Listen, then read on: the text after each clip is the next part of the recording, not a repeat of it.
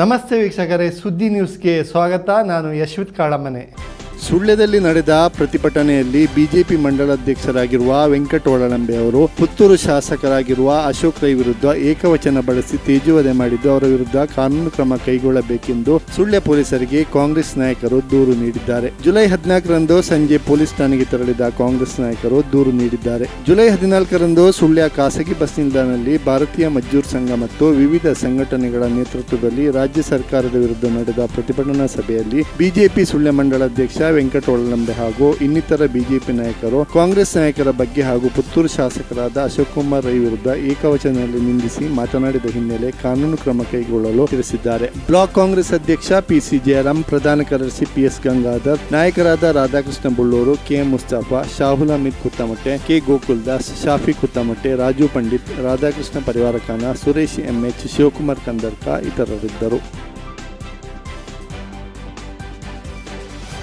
ವರ್ಷಕ್ಕೆ 5 ಕೋಟಿ ಅನುದಾನ ನನಗೆ ಇದೆ. ಮಂಡಲ ಸಮಿತಿ ಸೂಚಿಸಿದಂತೆ ಅನುದಾನ ಹಂಚುತ್ತೇವೆ, ಉಳಿದಂತೆ ಬೇರೆ ಬೇರೆ ಅನುದಾನ ತರಿಸುತ್ತೇವೆ ಎಂದು ಸಂಸದ ಕ್ಯಾಪ್ಟನ್ ಬ್ರಿಜೇಶ್ ಚೌಟಾ ಹೇಳಿದರು. ಅವರು ಜುಲೈ 15ರಂದು ಭಾರತೀಯ ಜನತಾ ಪಾರ್ಟಿ ಸುಳ್ಯ ಮಂಡಲ ಸುಳ್ಯ ವಿಧಾನಸಭಾ ಕ್ಷೇತ್ರದ ಗುತ್ತಿಗೆದಾರ ಮಹಾಶಕ್ತಿ ಕೇಂದ್ರದ ಕಾರ್ಯಕರ್ತರ ಮತ್ತು ಅಹವಾಲು ಸ್ವೀಕಾರ ಸಮಾರಂಭ ಉದ್ದೇಶಿಸಿ ಮಾತನಾಡುತ್ತಿದ್ದರು. ಈ ಭಾಗದಲ್ಲಿ ರಸ್ತೆ ಸಮಸ್ಯೆ ಸಾಕಷ್ಟು ಇದೆ. ರಸ್ತೆ ಅಭಿವೃದ್ಧಿ ವಿಚಾರವಾಗಿ ಹೇಳುವುದಾದರೆ ರಸ್ತೆಗಳು ಅಭಿವೃದ್ಧಿಯಾಗಿದೆ ಎಂದು ಕೇಂದ್ರ ಸರ್ಕಾರಕ್ಕೆ ವರದಿ ಸಲ್ಲಿಕೆಯಾಗಿದೆ. ಆದ ಕಾರಣ ನಮ್ಮ ಮಲೆನಾಡು ಪ್ರದೇಶದ ಈ ಭಾಗಕ್ಕೆ ಆ ವರದಿ ತೊಂದರೆ ಕೊಟ್ಟಿದೆ ಎಂದರು. ಆನೆ ದಾಳಿ ಸಮಸ್ಯೆಗೆ ಬಗೆಹರಿಸಲು ಆನೆ ಪಾರ್ಕ್ ಮಾಡಲು ಡಿಮಾಂಡ್ ಇಟ್ಟಿದ್ದೇವೆ. ಮಾನವ ಮತ್ತು ಪ್ರಾಣಿಗಳ ಸಂಘರ್ಷ ತಪ್ಪಿಸಲು ಕಷ್ಟ ಎಂದರು. ಸಂಪಾಜೆ ಮಾಣಿ ರಸ್ತೆ ಡಿಪಿಆರ್ ಮಾಡಲಾಗುತ್ತಿದೆ. ರೈಲ್ವೆಗೆ ಸಂಬಂಧಿಸಿದ ಹಲವು ಕಡೆ ಕ್ರಾಸಿಂಗ್ ಸಮಸ್ಯೆ ನಿವಾರಿಸಲು ರೈಲ್ವೆ ಅಧಿಕಾರಿಗಳನ್ನು ಇಲ್ಲೇ ಕರೆಯುತ್ತೇವೆ. ಅಡಿಕೆ ಹಳದಿ ಸಮಸ್ಯೆ ಬಗ್ಗೆ ಬೇರೆ ಬೇರೆ ವಿಧದಲ್ಲಿ ಮಾಹಿತಿ ಸಂಗ್ರಹಿಸಿ ಬಾಧಿತ ಪ್ರದೇಶ ಆಗಿರುವ ನಷ್ಟ, ನಾಶವಾದ ಬಗ್ಗೆ ವರದಿ ತಯಾರಿಸಲು ಹೇಳಲಾಗಿದೆ. ಬಳಿಕ ಪ್ಯಾಕೇಜ್ ನೀಡುವ ಬಗ್ಗೆ ತಿಳಿಸಲಾಗುವುದು ಎಂದ ಅವರು, ಕಾರ್ಯಕರ್ತರನ್ನು ಬಿಟ್ಟು ನಾವು ಯಾವುದೂ ಇಲ್ಲ. ರಾಷ್ಟ್ರದ ಹಿತಕ್ಕೋಸ್ಕರ ಕಾರ್ಯಕರ್ತರ ಪ್ರೇರಣೆಯಲ್ಲೇ ಕೆಲಸ ಮಾಡುತ್ತೇನೆ ಎಂದವರು ಹೇಳಿದರು. ನಡುಗಲು ಯುವಕ ಮಂಡಲದ ಸಭಾಂಗಣದಲ್ಲಿ ನಡೆದ ಕಾರ್ಯಕ್ರಮದ ಅಧ್ಯಕ್ಷತೆಯನ್ನು ಬಿಜೆಪಿ ಸುಳ್ಯ ಮಂಡಲ ಅಧ್ಯಕ್ಷ ವೆಂಕಟ ಒಳಲಂಬೆ ವಹಿಸಿದ್ದರು. ಶಾಸಕಿ ಭಾಗೀರಥಿ ಮುರುಳ್ಯ, ಮಾಜಿ ಸಚಿವ ಎಸ್ ಅಂಗಾರ, ಜಿಲ್ಲಾ ಪಂಚಾಯತ್ ಮಾಜಿ ಅಧ್ಯಕ್ಷ ವೆಂಕಟ ದಂಬೆಕೋಡಿ, ಬಿಜೆಪಿ ಮಂಡಲದ ನಿಕಟಪೂರ್ವ ಅಧ್ಯಕ್ಷ ಹರೀಶ್ ಕಂಜಿಪಿಲಿ, ಗುತ್ತಿಗಾರ ಮಹಾಶಕ್ತಿ ಕೇಂದ್ರದ ಕೃಷ್ಣಯ್ಯ ಮೂಲತೋಟ, ರಾಜ್ಯ ಕಾರ್ಯಕಾರಿಣಿ ಸದಸ್ಯ ಎವಿ ತೀರ್ಥರಾಮ, ಜಿಲ್ಲಾ ಪ್ರಧಾನ ಕಾರ್ಯದರ್ಶಿ ಯತೀಶ್ ಆರ್ವಾರ, ಸುಳ್ಯ ಯುವ ಮೋರ್ಚಾ ಅಧ್ಯಕ್ಷ ಶ್ರೀಕಾಂತ್ ಮಾಯನಕಟ್ಟೆ, ವಿನಯ್ ಕುಮಾರ್ ಕಂದರ್ಕ, ಪ್ರದೀಪ್ ಕುಮಾರ್ ಮನವಳಿಕೆ, ಆರ್.ಕೆ. ಭಟ್, ಚಂದ್ರಶೇಖರ ಪನ್ನೆ, ಗಿರೀಶ್ ಆಚಾರ್ಯ, ಚಂದ್ರಶೇಖರ ಬಾಳುಗೋಡು ವೇದಿಕೆಯಲ್ಲಿ ಉಪಸ್ಥಿತರಿದ್ದರು. ಸುಳ್ಯದ ಮಣ್ಣಿನಲ್ಲಿ ಕಾಫಿ ಬೆಳೆಯಬಹುದು, ಆದರೆ ಕಾಫಿಯನ್ನು ಇಲ್ಲಿ ಮುಖ್ಯ ಬೆಳೆಯನ್ನಾಗಿಸದೆ ಅಂತರ್ ಬೆಳೆಯಾಗಿ ಬೆಳೆಯಿರಿ ಎಂದು ಕೊಡಗು ಚೆಟ್ಟಳ್ಳಿಯ ಕಾಫಿ ಸಂಶೋಧನಾ ಮಂಡಳಿಯ ವಿಜ್ಞಾನಿಗಳಾದ ಡಾಕ್ಟರ್ ಎಸ್.ಎ. ನದಾಫ್ ಹೇಳಿದರು. ಜುಲೈ 15ರಂದು ಕನಕಮಜಲು ಪ್ರಾಥಮಿಕ ಕೃಷಿ ಪತ್ತಿನ ಸಹಕಾರಿ ಸಂಘದ ಆಶ್ರಯದಲ್ಲಿ ಜಾಲಸೂರು ಗ್ರಾಮ ಪಂಚಾಯತ್ ಮತ್ತು ಕನಕಮಜಲು ಗ್ರಾಮ ಪಂಚಾಯತ್, ವಿಜಯ ಗ್ರಾಮಾಭಿವೃದ್ಧಿ ಸಮಿತಿ ಜಾಲಸೂರು, ಶ್ರೀ ಸುಬ್ರಹ್ಮಣ್ಯ ಸಂಜೀನ ಒಕ್ಕೂಟ ಜಾಲಸೂರು, ಸುಳ್ಯ ರೈತ ಉತ್ಪಾದಕ ಕಂಪನಿ ಇವುಗಳ ಸಹಭಾಗಿತ್ವದಲ್ಲಿ ಜಾಲಸೂರು ಗ್ರಾಮ ಪಂಚಾಯತ್ ಸಭಾಂಗಣದಲ್ಲಿ ನಡೆದ ಕಾಫಿ ಬೆಳೆ ಹಾಗೂ ಉಪಬೆಳೆಗಳ ಬಗ್ಗೆ ಮಾಹಿತಿ ಕಾರ್ಯಕ್ರಮದಲ್ಲಿ ಸಂಪನ್ಮೂಲ ವ್ಯಕ್ತಿಯಾಗಿ ಮಾಹಿತಿ ನೀಡಿದರು. ಕಾರ್ಯಕ್ರಮವನ್ನು ಕನಕಮಜಲು ಸಹಕಾರ ಸಂಘದ ಅಧ್ಯಕ್ಷ ಉದ್ಯಮಿ ಸುಧಾಕರ್ ಕಾಮತ್ ಉದ್ಘಾಟಿಸಿ ಮಾತನಾಡಿದರು. ಸುಳ್ಯ ತೋಟಗಾರಿಕೆ ಇಲಾಖೆಯ ಸಹಾಯಕ ತೋಟಗಾರಿಕಾ ನಿರ್ದೇಶಕ ಪ್ರಮೋದ್ ಸಿಎಂ ಉಪಬೆಳೆಗಳ ಕುರಿತು ಮಾಹಿತಿ ನೀಡಿದರು. ಮಂಗಳೂರು ವಿಜಯ ಗ್ರಾಮಾಭಿವೃದ್ಧಿ ಪ್ರತಿಷ್ಠಾನದ ಸಿಇಒ ಜ್ಯೋತಿರಾಜ್ ಅಧ್ಯಕ್ಷತೆ ವಹಿಸಿದ್ದರು. ವಿಜಯ ಬ್ಯಾಂಕ್ ನಿವೃತ್ತ ಡಿಜಿಎಂ ಸುರೇಂದ್ರ ಹೆಗಡೆ ಮುಖ್ಯ ಅತಿಥಿಗಳಾಗಿದ್ದರು. ಸುಳ್ಯ ರೈತ ಉತ್ಪಾದಕ ಕಂಪನಿ ಅಧ್ಯಕ್ಷ ವೀರಪ್ಪಗೌಡ ಕಣ್ಕಲ್, ಜಾಲಸೂರು ಗ್ರಾಮ ಪಂಚಾಯತ್ ಅಧ್ಯಕ್ಷೆ ಶ್ರೀಮತಿ ಸಾವಿತ್ರಿ ಅಡ್ಕಾರು ಬೈಲು, ಕನಕಮಜಲ್ ಗ್ರಾಮ ಪಂಚಾಯತ್ ಅಧ್ಯಕ್ಷೆ ಶ್ರೀಮತಿ ಶಾರದಾ ಉಗ್ಗಮುಲೆ, ಸಂಜೀನ ಒಕ್ಕೂಟದ ಅಧ್ಯಕ್ಷೆ ಶ್ರೀಮತಿ ವೇದಾ ಶೆಟ್ಟಿ ಬೋಳುಬೈಲು, ವಿಜಯ ಗ್ರಾಮಾಭಿವೃದ್ಧಿ ಸಮಿತಿ ಅಧ್ಯಕ್ಷ ಯಶ್ವಿತ್ ಕಾಳಮನೆ ಶುಭ ಹಾರೈಸಿದರು.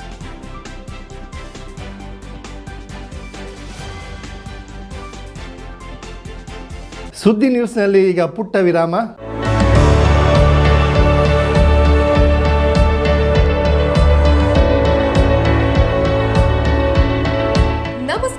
ರೈತ ಬಾಂಧವರೇ, ಬಿಸು ಕಳೆಗಿತ್ತು, ಇನ್ನೇನು ಕೃಷಿ ಮಾಡೋದಕ್ಕೆ ಸೂಕ್ತ ಸಮಯ.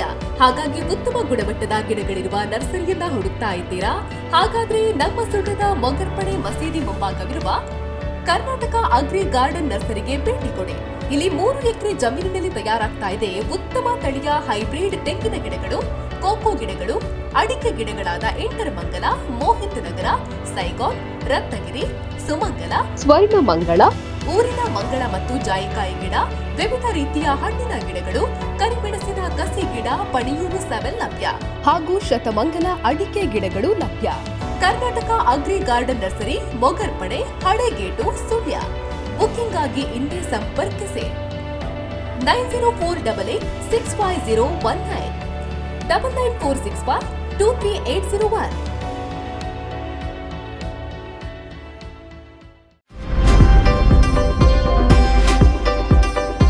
ಇದೀಗ ಸುಳ್ಯ ನಗರದಲ್ಲಿ ಭಾರಿ ರಿಯಾಯಿತಿಯ ಕೊಡುಗೆ. ನೇರವಾಗಿ ಗಾರ್ಮೆಂಟ್ಸ್ ಮುಖಾಂತರ ರಿಟೇಲ್ ಗ್ರಾಹಕರಿಗೆ ಅಪ್ ಟು 80% ವರೆಗೆ ರಿಯಾಯಿತಿಯ ಮಾರಾಟ. Banaras cotton silk, georgette, chiffon, Bengali cotton, crepe silk, Gadwal cotton, Poonam ಮತ್ತು ಇನ್ನು ಹಲವಾರು ರೀತಿಯ ಸೀರೆಗಳು ಲಭ್ಯವಿದೆ. ಕೇವಲ 150 ರೂಪಾಯಿಗೆ ಮಾತ್ರ.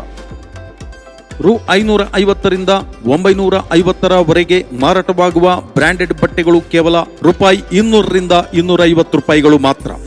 Branded office wear, T shirt, night pant, acrylic collar T shirt, sport wear T shirt, loose neck T shirt, round neck T shirt, track pants, Rajasthani printed cotton kurti, Ahmedabad printed cotton kurti, cotton patch work kurti, ladies nighty, Patiala pant, leggings, palazzo pant, XL, double XL, triple XL T ಶರ್ಟ್ಗಳು ದೊರೆಯುತ್ತದೆ. Bra panties, slip, sports bra, cotton tights ದೊರೆಯುತ್ತದೆ. Jeans pant, cotton pant, formal pant, plaza set ಕೇವಲ 400 ರೂಪಾಯಿಗಳು ಮಾತ್ರ. ಕೆಲವೇ ದಿನಗಳು ಮಾತ್ರ. ಹಿಂದೆ ಭೇಟಿ ನೀಡಿರಿ. ಶಿವಕೃಪಾ ಕಲಾಮಂದಿರ ಖಾಸಗಿ ಬಸ್ ನಿಲ್ದಾಣದ ಹಿಂಭಾಗ, ಸುಳ್ಯ. ದೂರವಾಣಿ ಸಂಖ್ಯೆ 9886859823. ಸುಳ್ಯದ ಜನತೆಗೆ ಸುವರ್ಣ ಅವಕಾಶ. ಹಿಂದೆ ಭೇಟಿ ನೀಡಿರಿ. ವಿರಾಮದ ಬಳಿಕ ಮತ್ತೆ ಸುದ್ದಿ ನ್ಯೂಸ್ಗೆ ಸ್ವಾಗತ.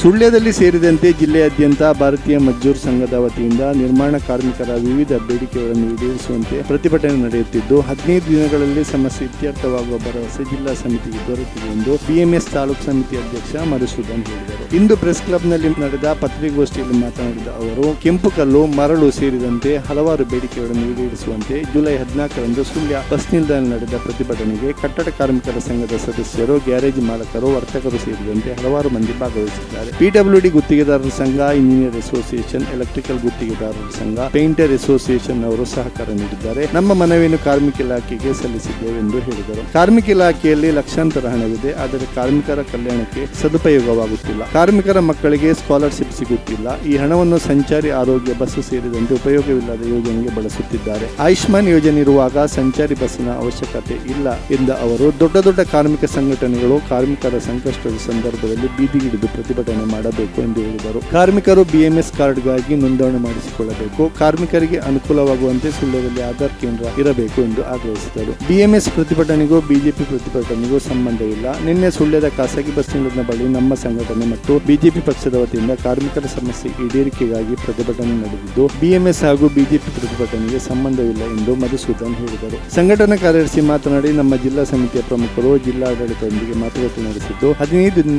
ದಿನಗಳಲ್ಲಿ ಸಮಸ್ಯೆ ಇತ್ಯರ್ಥವಾಗುವ ಭರವಸೆ ನೀಡಿದ್ದಾರೆ ಎಂದು ಹೇಳಿದರು. ಪತ್ರಿಕಾಗೋಷ್ಠಿಯಲ್ಲಿ ಸಂಘಟನೆಯ ಪ್ರಧಾನ ಕಾರ್ಯದರ್ಶಿ ಅನಿಲ್ ಕುಮಾರ್ ತೋಟಪ್ಪಾಡಿ, ಉಪಾಧ್ಯಕ್ಷ ಲಾವಕುಮಾರ್ ದುಗಳರ್ಕ, ಜೊತೆ ಕಾರ್ಯದರ್ಶಿ ವಿಶುಕುಮಾರ್, ಸದಸ್ಯ ಹರೀಶ್ ಕಾಯತ್ತದು ಉಪಸ್ಥಿತರಿದ್ದರು.